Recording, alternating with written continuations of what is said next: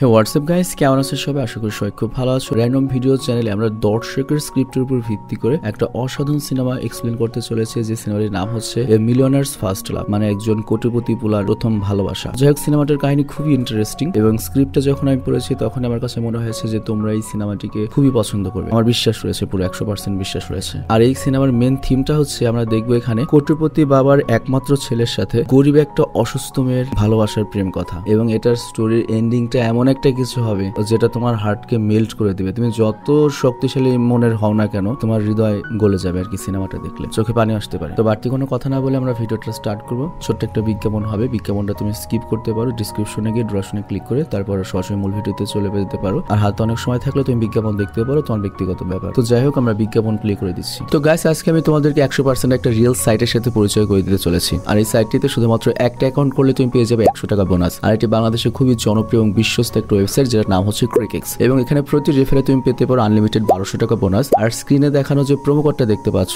এই প্রোমো কোডটি ইউজ করলে তুমি কিন্তু 100 টাকা পেয়ে যাবে একদম ফ্রি। আর এই আইপিএলে প্রেডিক্ট করে তুমি জিততে পারবে 10 কোটি টাকা পর্যন্ত। আর ক্রিকেক্স এই আইপিএলে দিচ্ছে BMW X5।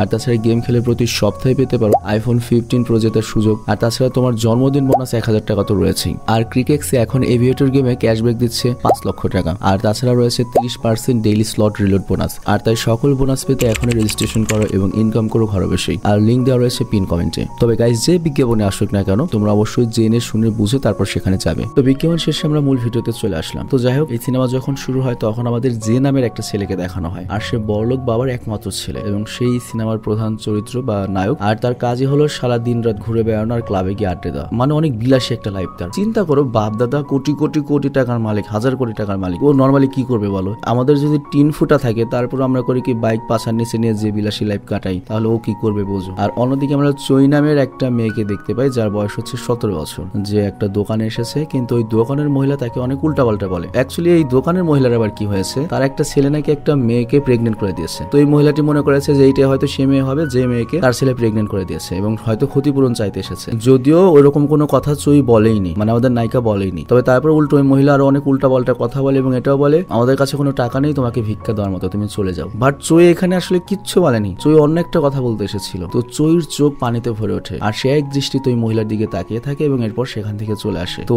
এটাও খুব করুণ একটা ব্যাপার, পরে জানতে পারবে। তো এরপর আমরা দেখতে পাই চৈ একটা হোটেলে আসে, অনেক বিলাসবহুল একটা হোটেল। আর এই হোটেলটার মালিক কিন্তু আমাদের যে আর কি আমাদের নায়ক। তো এখানে যে যখন চৈকে দেখে, সে মনে করে এই চৈ হয়তো কোনো কলগাল হবে, আর এই জন্য সে চৈকে বলে আমার হোটেলে কোনো খারাপ কাজ হয় না, তুমি এই টাকাগুলো রাখো আর এখান থেকে চলে যাও। বাট পরের দিন সকালে যে যখন ঘুম থেকে ওঠে হোটেলের নিচে আসে, সে চৈকে সেখানেই দেখতে পায় এবং এখানে চৈ করে কি সবার সামনে যে কেউ টাকাগুলো ফেরত দিয়ে একটা কষ্টের হাসিতে সেখান থেকে চলে যায়। তো এর ফলে যে অনেক অপমানিত বোধ হয়, মানে বুঝতেই পারছো ওর তো অনেক টাকা, ওর তো অহংকার হবেই। আর তাছাড়া বয়সও কম, মাত্র বয়স হচ্ছে 19 বছর, আর ধন সম্পদের মালিক হচ্ছে 500 কোটি। তবে এখনো যে সব সম্পত্তির মালিক হয়েছে তা হয়নি, ওর দাদা একটা অদ্ভুত শর্ত রেখে দিয়েছে। প্রথমত ওর বাবা মা নেই, বাবা মা অ্যাক্সিডেন্টে মারা গিয়েছে, একমাত্র দাদাই রয়েছে। আর দাদাও মারা গিয়েছে, তবে দাদা একটা শর্ত রেখে গিয়েছে উইলে। সেই শর্তটা হচ্ছে যে যদি তার গ্রামের স্কুলে গিয়ে সম্পূর্ণ তার দাদার যে সুযোগ সুবিধা রয়েছে, টাকা পয়সার সুযোগ সুবিধা, তারপর চাকর বাকরের সুযোগ সুবিধা, এইসব বাদ দিয়ে তাদের গ্রামের যে বাড়ি ছিল সেই বাড়িতে থেকে যদি গ্রামের স্কুল থেকে গ্রাজুয়েশন করে আসতে পারে এবং ওখান থেকে যদি সার্টিফিকেট পায়, পাস করে, তাহলে সে সকল সম্পত্তির মালিক হবে। তা না হলে সে এই সকল সম্পত্তির মাত্র 1% মালিক হবে, মানে 500 কোটির 5 কোটি টাকা পাবে। কিন্তু 500 কোটি টাকার সম্পত্তি কে ছেড়ে দেবে ভাই? তো এই জন্য যে করে কি, তার পুরো সম্পত্তি বুঝে পাওয়ার জন্য পরের দিনই তার গ্রামের বাড়িতে চলে আসে। আর এই ভাঙা বাড়িতেই তার বাবা মা তার দাদারা থাকতো এক সময়। তো সে যখন ওই বাড়িতে আসে, ও বুঝতে পারে যে এখানে ও এক সময় থাকতো, যেটা ওর ভালো মতো মনেও নেই, অনেক আগে গিয়েছে। তো এখানেও একটা ছবি দেখতে পাই, আর ওর সাথে আমরা একটা মেয়েকেও দেখতে পাই। কিন্তু যে না ওই মেয়েটার কথা মনে আছে কিংবা মনে এলেও ওটা নিয়ে ভাবার সময় নেই, কারণ যে অনেক ধনী, অনেক মাঝখানে অনেক সময় চলে গিয়েছে, অনেক ধনী সে। তো যাই হোক, এর পরের দৃশ্যে আমরা দেখতে পাই যে একটা দোকানে আসে, আর এই দোকানে চৈ নামের ওই মেয়েটা চাকরি করতো। তো যে তো চৈকে দেখে চিনতে পারে, কিন্তু চৈ যেকে দেখে চিনতে পারে না, মানে মেয়েটা ছেলেকে দেখে চিনতে পারে না। কিন্তু এখানেও তাদের মধ্যে আরেকবার ঝগড়া হয়, মানে কথা কাটাকাটি হয় আর কি। আর তারপর যে বাড়িতে ফিরে আসে, আর এরপর ও রাতের বেলা যখন ঘুমাতে যায় তখন ব্যাঙের ডাক করে একদম ঘুম আসে না, আর হঠাৎ করে একটা ব্যাঙ করে কি ওর পাছার উপর উঠে আসে, আর ও তখন লাভ দিয়ে মানে সেখান থেকে বুঝতেই পারছো দৌড় দেয়। মানে বড় লোকের কোটিপতির ছেলে এত কষ্টে রাত পার করছে। তো পরের দিন সকাল হলে স্কুলে যাওয়ার জন্য তৈরি হয়, আর যে মনে মনে ভাবতে থাকে সে ওই স্কুলে গিয়ে মারামারি করবে, আর এই কারণে স্কুল কর্তৃপক্ষ তাকে স্কুল থেকে বের করে দেবে আর তার কাজ হয়ে যাবে। আর এখানে হলো ওই স্কুলটাও কিন্তু ওর দাদাই দিয়েছে। তো যাই হোক, যে যখন স্কুলে আসে, প্রিন্সিপাল সব বাকি সকল টিচার ওর সাথে দেখা করতে আসে। আর এখানে আমরা দেখতে পাই চৈ নামের ওই মেয়েটাও কিন্তু ওই একই স্কুলে পড়ে। তো যে যখন যখন এরপর ক্লাসে আসে, ওর প্ল্যান মতো ক্লাসের সবচেয়ে শক্তিশালী যে ছেলেটা রয়েছে ওর সাথে ঝগড়া শুরু করে দেয় এবং ঝগড়া করে বাইরে ডাকে মারামারির জন্য এবং তার সাথে মারামারিও করে। কিন্তু ওই ছেলেটা তো আবার জানতে পারে যে বড় লোকের পোলা বা এরকম একটা কিছু, সাহস পায় না কিছু করতে এবং যে মোটামুটি নিশ্চিত হয় এবার ওকে স্কুল থেকে বের করে দেওয়া হবে। কিন্তু ঘটনা উল্টো ঘটে, যে ছেলেটিকে মেরেছিল ওই ছেলেটির পরিবার উল্টো জেকে নিয়ে দাওয়াত খায় এবং অনেক আদর করে নিজের ছেলের মতো, যে তো পুরো অবাক হয়ে যায়। তো যা খাওয়ার পরে সে যখন বাসায় ফিরছিল ওর অনেক ভয় পাচ্ছিল, বাট তখনই সেখানে আলো নিয়ে চই চলে আসে। কিন্তু এটা দেখে জের ইগো আরো বেড়ে যায় যে আমি কি ভয় পাই নাকি। কিন্তু চই তখন খোঁচা মেরে বলে তুমি তো আরেকটু হলে মতেই দিতে, ভয় পাওয়া অনেক একটা কথা। তো যাই হোক এরপর তাদের মধ্যে একটু স্বাভাবিক সম্পর্ক হয়। তারপর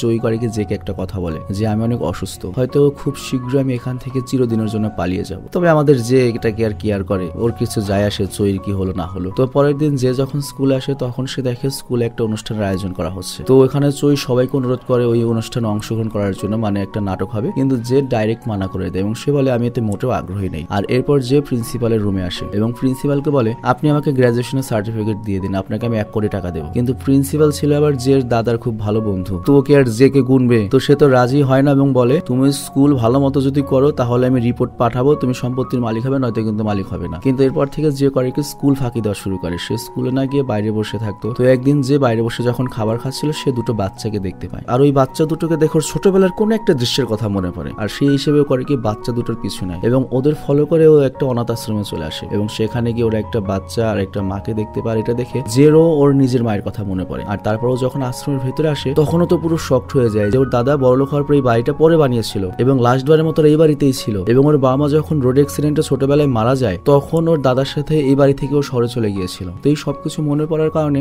যে মানসিকভাবে ভেঙে পড়ে এবং দ্রুত সেখান থেকে বের হয়ে বাড়ি ফিরতে শুরু করার পুরোনো বাড়িতে। তো যে বাড়িতে সে ডাইরেক্ট অসুস্থ হয়ে যায় আর তখন চই জেকে দেখতে আসে, কারণ চই ওর প্রতিবেশী আর এখানে লক্ষ্য চইরও বাবা মা বলতে কেউ নেই। তো যাই হোক চই জের এমন অবস্থা দেখে তো অবাক হয়ে যায় যে হঠাৎ করে কি হলো এবং জের অনেক দেখাশোনা করে। তো যেও আগের সে কিন্তু অনেক বেশি নর্মাল হয়ে গিয়েছে, আগে যে বড়লোকি যে ভাবসাব ছিল এই গরিব পরিবেশে থেকে ওর মনটা আগের চেয়ে অনেক নরম হয়ে গিয়েছে এবং এটা খুবই স্বাভাবিক একটা ব্যাপার। তো যাই হোক পরের দিন যে করে কি স্কুলে আসে আর সে জানতে পারে তাকে নাটকে জোর করে একটা পার্টে রাখা হয়েছে, কিন্তু নাটকে তাকে যে পার্টে রাখা হয়েছে সেখানে যে নাকি একটা কাজের ছেলে হিসেবে অভিনয় করতে হবে, কিন্তু যে এতে একদমই রাজি হয় না, কারণ বুঝতেই পারছো যেমন হয় তাই হোক যত ভালোই হোক তাই বলে চাকরে অভিনয় করা যায় নাকি 500 কোটি টাকার মালিকের ছেলে। কিন্তু তখনই হঠাৎ করে চই অসুস্থ হয়ে যায় আর যে চইর অবস্থা দেখে চইকে পিঠে নিয়ে দৌড়ে দৌড়ে হসপিটালে যায়। চিন্তা করো এইটাই কিন্তু সেই যে, কিন্তু এই চই যে আবার যে একটু হেল্প করেছিল বেশ কয়েকবার, যে আর কি চেঞ্জ হয়ে গেছে মানুষের সাথে মিশতে মিশতে এখন। তো যাই হোক এরপর ডক্টর যখন চইকে দেখে তারপর সে বলে আমার মনে হয় চইর সময় হয়ে গিয়েছে হসপিটালে ভর্তি হবার, তোমার হাতে খুব বেশি সময় নেই। কিন্তু চই তখন কান্না করতে করতে বলে আমি আরো বেশ কিছুদিন বাঁচতে চাই, আমি সামনের শীতের তুষারপাত স্পর্শ করা পর্যন্ত বাঁচতে চাই। আর এদিকে আমরা দেখি চইর সকল বন্ধুরা দেখা করতে আসে, বাট চইর সাথে কারোরই দেখা করার অনুমতি দেওয়া হয় না। আর এর জন্য ওরা সবাই করে কি পাশের মার্কেটে যায় নাটকের জন্য পোশাক কিনতে, সবাই যার যার মতো পোশাক কিনে, কিন্তু যে সবার বিল দিয়ে দেয়। তো এখন ওরা সবাই পাগলের মতো খুশি হয়ে যায়, বাট যেভাবে সামান্য কয়টা টাকার জন্য এত খুশি হচ্ছে কেন, অ্যাকচুয়ালি বুঝতেই পারছো যে পকেটে হচ্ছে লাখ লাখ টাকা থাকে, ওর কাছে তো এই টাকার কোনো মূল্য নেই। কিন্তু এই মধ্যবিত্ত ছেলে মেয়েদের কাছে 50-100 টাকা অনেক দাম, বা 200-300-500 টাকার একটা গিফট পেলে অনেক বড় একটা ব্যাপার। তো যাই হোক এরপর যে করে কি চইয়ের জন্য একটা গ্লাভসও খোলে আর পরের দিন যে যখন স্কুলে আসে তখন সে চইকে ওই গ্লাভস গুলো দেয়, বলে তুমি তোমার চাকরি ছেড়ে দাও, তুমি চাকরি করে যে টাকা পেতে সে টাকা আমি তোমাকে দেবো। কিন্তু চই এতে রাজি হয় না। কিন্তু এরপর একদিন হয় কি ওদের ক্লাসের সবাই পড়ালেখার পাশাপাশি বাড়তি কিছু ইনকাম করতে পাশের একটা খেতে যায় কাজ করতে। তো সকাল সকালে যেও যায়, কিন্তু যে সেখানে গিয়ে কাজ করে না, কিন্তু টুকটাক কিছুটা কাজ করে। আর দিন শেষে যে কে কিছুটা পারিশ্রমিক দেওয়া হয়, কিন্তু চই এসে সেই টাকাগুলো নিয়ে যায় এবং বলে তুমি যতটুকু কাজ করেছো ততটুকুই টাকা পাবে। কিন্তু জের এই 200-500 টাকা নিয়ে কোনো মাথা ব্যথা আছে, ওর কাছে তো এটা হাতের ময়লাও না। কিন্তু যে লক্ষ্য করে ওখানে থাকা সবাই এই সামান্য 300-400 টাকা পেয়ে এত খুশি, মানে এই জিনিসগুলো যে কে আস্তে আস্তে টাকার যে মূল্যায়ন সেই জিনিসটা বোঝায়। আর এরপর ওরা যখন বাসায় ফিরে আসছিল তখন যে চইকে বলে চই তুমি তো মনে হয় জানো না আমি কি, এবং তোমার মনে হয় আইডিয়াও নাই যে ব্যাংকে আমার নামে কত টাকা রয়েছে। মানে যে এখানে বোঝাতে চাচ্ছে যে আমি কোটি কোটি টাকার মালিক। আর এই কথা আমরা বুঝতে পারি যে যে এত কোটি টাকার মালিক এবং ও কিসের জন্য এখানে এসেছে এটা কেউ জানে না আর কি, শুধুমাত্র প্রিন্সিপাল জানে। এবং এই সিনেমাতে বেশ কয়েকবার নাকি যে এই কথা বলেছে। তো যাই হোক এরপর তারা যখন বাসায় ফিরছিল তখন যে দেখতে পায় যে চই অনাথ আশ্রমের ভেতরে যাচ্ছে। তো যে তখন চইকে বলে তুমি কোথায় যাচ্ছ? চই বলে আমি তো এখানেই থাকি, তবে হ্যাঁ আমি অনাথ বলে আমাকে আবার সহানুভূতি দেখাতে এসো না কিন্তু। আর তখন যে বলে আমার নিজেরও তো বাবা মা নেই, আমি নিজেও তো একজন অনাথ। মানে বুঝতেই পারছো আমাদের যে কিন্তু আস্তে আস্তে ইগো থেকে বেরিয়ে আসছে আর কি। তো যাই হোক পরের দিন চইয়ের শরীর অনেক খারাপ হতে থাকে, তাকে আবারও হসপিটালে ভর্তি করা হয়। আর যে তখন চইকে দেখার জন্য অনেক চেষ্টা করে, বাট ডক্টররা তাকে বাধা দেয়। ডাক্তাররা যেকে বলে চইয়ের হার্টের সমস্যা রয়েছে, ও বেশি দিন আর বাঁচবে না। যেহেতু এই কথা শুনে পাগল হয়ে যায়। আর তারপর ও করে কি ইচ্ছে করে টাকা পয়সা খরচ করে চইয়ের যে পাশের পাশের বেড রয়েছে সেখানে ভর্তি হয়। আর এটা দেখে চই বলে, তার মানে তুমি জেনে গিয়েছো আমার কি অসুখ রয়েছে, তাই না? কিন্তু যে এখানে চইকে মিথ্যা বলে সে বলে, হ্যাঁ আমি জানি তোমার ঠান্ডা কাশি লেগেছে, খুব শীঘ্রই ঠিক হয়ে যাবে। আর তারপর যে বাইরে এসে ডক্টরকে বলতে থাকে, যত টাকা লাগে আমি দেবো, আপনি চইকে সুস্থ করে তুলুন। ডক্টর তখন বলে, পৃথিবীতে সবকিছু টাকা দিয়ে হয় না, অনেক দেরি হয়ে গিয়েছে, এখন পৃথিবীর সব টাকা ওকে বাঁচাতে পারবে না। তো যাই হোক, তারপরেও কিছুদিন পর চই একটু সুস্থ হলে চই আবারও সেই দোকানদার মহিলার কাছে যায় যার কাছে ও সিনেমার শুরুতে গিয়েছিল এবং ওই মহিলাটি ওকে অনেক বাজে কথা বলেছিল। তো এবার চই ওই মহিলার সামনে গিয়ে বলে, আপনি কিছু বলবেন না, আমার কথা আগে শুনুন।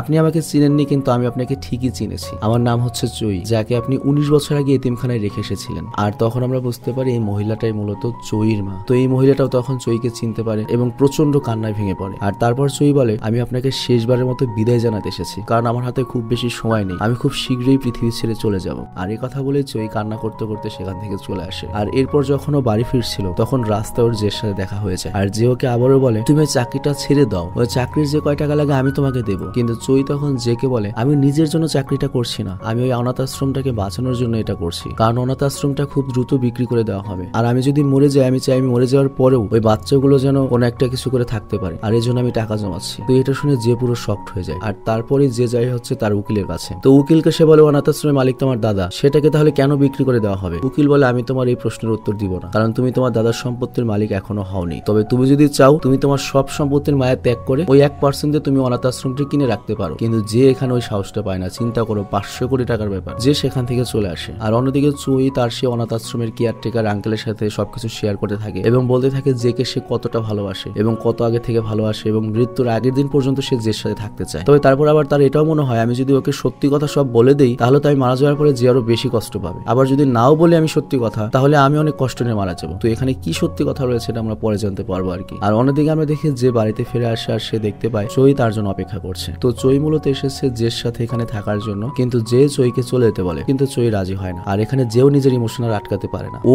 দৌড়ে নদীর পাড়ে চলে আসে এবং অনেক চিৎকার করে কান্না করতে থাকে। আর ও তারপরও সিদ্ধান্ত নেয় যে চইকেও কষ্ট নিয়ে মরতে দেখতে পারবে না। আর এর জন্য কি করতে হবে, অনাথ আশ্রমটিকে বাঁচাতে হবে। ও সিদ্ধান্ত নিয়ে নেয়, আমার কোনো সম্পত্তির দরকার নেই, আমি ওই 1% সম্পত্তির বিনিময়ে অনাথ আশ্রমটি নিয়ে নেব। তো এই জন্য চইর জন্য, যার হার্টও ঠিক নেই, কয়েকদিন পরে মারা পড়বে, ওর জন্য সকল সম্পত্তির মায়া ত্যাগ করে, সকল বিলাসিতা ত্যাগ করে 1% বিনিময়ে আশ্রমটিও নিয়ে নেয়, মানে এরকম প্ল্যান করে আর কি। আর এই সিনেমাটির এখন কাহিনী বলতে গিয়ে আমি নিজে একটু বেশি ইমোশনাল হয়ে যাচ্ছি, কারণ আমি তো দেখেছি, বুঝতে পারছো, আমার কাছে একটু বেশি ইমোশন লাগছে। আমি জানি না তোমাদের কাছে কেমন লাগছে। তো যাই হোক, পরের দিন যে যায় স্কুলে, আর ওইখানে ওই নাটকটার প্রস্তুতি চলছিল। তো নাটকের যখন রিহার্সেল হচ্ছিল তখন দুটো বাচ্চা মেয়ে রিহার্সেল করছিল। এখানে এক ছেলেটা মেয়েটাকে বলছিল, তুমি আজকে রাত 10টার পরে আমার জন্য অপেক্ষা করবে। আর এরপর ওই মেয়েটা বলে, আচ্ছা ঠিক আছে, আমি তাহলে ওই আম গাছের ওই জায়গাতে থাকবো। তো এই কথা শুনে যে ছোটবেলার কিছু কথা মনে পড়ে এবং তখনই বলতে থাকে নাটকের গল্প কি লিখেছে। আর সকল বাচ্চারা তখন জানায় গল্পটি চই আপু লিখেছে। তো তখনই যে করে চইকে খুঁজতে বের হয়। আর তারপর আমাদের দেখানো হয় যে চই আর যে ছোটবেলার পরিচিত ছোটবেলার প্রেমিক প্রেমিকা, এবং ছোটবেলাতে যে চইকে বলেছিল রাত 10টার পরে তোমার সাথে আমি দেখা করতে আসবো, কিন্তু ওই দিন ওর বাবা মার অ্যাক্সিডেন্ট হয় এবং ওর দাদা ওকে নিয়ে চলে যায়। আর তারপরে যে চইর কাছে আসতে পারেনি এবং আমরা যে জের পুরোনো ঘরের ছবি দেখলাম দুটো বাচ্চার, এটা যে আর চই ছিল। আর এখানে আরেকটা জিনিস রিভিল হয় যে চই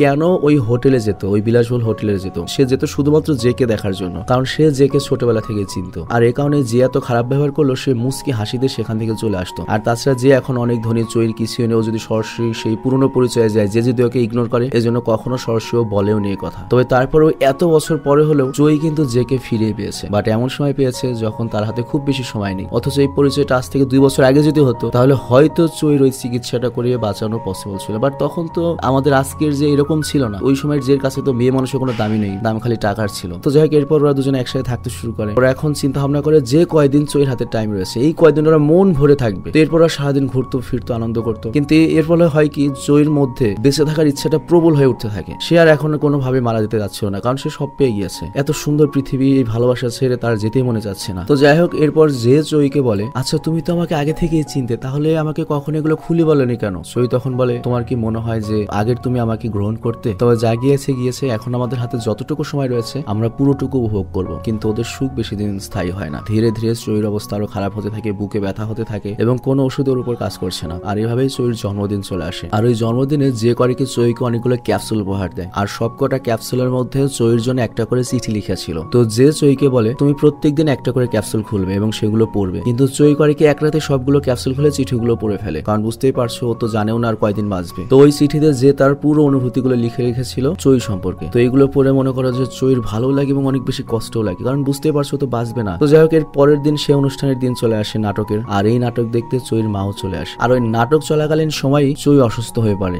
আর তখন যে করে কি জয়কে নিয়ে বাইরে চলে আসে এবং তার একটা বেঞ্চের উপর বসে। আর চই জেকে সবকিছুর জন্য ধন্যবাদ দেয়, যে আমার জীবনের শেষ কয়টা দিন তুমি এত সুন্দর বানিয়েছো যে আমি সারা জীবনের দুঃখ ভুলে গিয়েছি, কিন্তু আমাকে কি আরেকটু কিছু সুন্দর মুহূর্ত দিতে পারো? আমি কি তোমার কাঁধে একটু মাথা রাখতে পারি? তো এরপর চই করে কি জের কাঁধে মাথা রাখে, আর তখনই বছরের প্রথম তুষারপাত শুরু হয়। আবার ইতিমধ্যে চইও মারা গিয়েছে, সেই পৃথিবীতে নেই। তো এর সাথে চইর সব ইচ্ছেই পূরণ হয়, যেমন তার ইচ্ছে ছিল জের কাঁধে মাথা রেখে মরবে এবং প্রথম তুষারপাত পর্যন্ত বেঁচে থাকবে। তো সবই হয়েছে, কিন্তু আজকে চই পৃথিবীতে নেই। তো এরপর দৃশ্যের পরিবর্তন হয়, মানে আজ থেকে 3 বছর পরের দৃশ্য দেখানো হয়, যেখানে দেখা যায় স্কুলে থাকা সবাই গ্রাজুয়েট হয়ে গিয়েছে, শুধুমাত্র চইর চেয়ারটি ফাঁকা, কিন্তু যে সেখানে একটা ফুলের তোড়া রেখে দিয়েছে। আর এই গ্রাজুয়েশন করার পরে উইল অনুযায়ী জের দাদা কিন্তু সকল সম্পত্তি জেকে দিয়ে দিয়েছে। অ্যাকচুয়ালি আমরা জেনেছিলাম কি যে ওই 1% বিনিময়ে যে ওই এতিমখানা রেখে দিয়েছে, ব্যাপারটা এরকম মোটেও কখনোই ছিল না। এটা জাস্ট ওর জন্য পরীক্ষা ছিল। সকল সম্পত্তির মালিক আমাদের যেই হয়েছে, ওর দাদার জাস্ট জানার দরকার ছিল যে তার নাতি সত্যিকারের ম্যাচিউড হয়েছে কিনা। তো যেহেতু যে ম্যাচিউড হয়েছে এখনো ওই 500 কোটি টাকারই মালিক, বাট যে এখন এত ম্যাচিউড হয়ে গিয়েছে যে ওর কাছে টাকা পয়সার কোনো মূল্যই নেই। ও সিদ্ধান্ত নিয়েছে সবকিছু ছেড়ে এখন থেকে অনাথ আশ্রমেই থাকবে এবং ওর যত সম্পত্তি আছে মানুষের ভালো কাজে ব্যবহার করবে, শহর আর ফিরে যাবে না। তো এখানে এই সিনেমাটি শেষ হয়েছে। তো যাই হোক, অসাধারণ একটা সিনেমা ছিল এবং এই সিনেমাটি এমন একটা সিনেমা তোমার চোখে পানি এনে দিতে যথেষ্ট।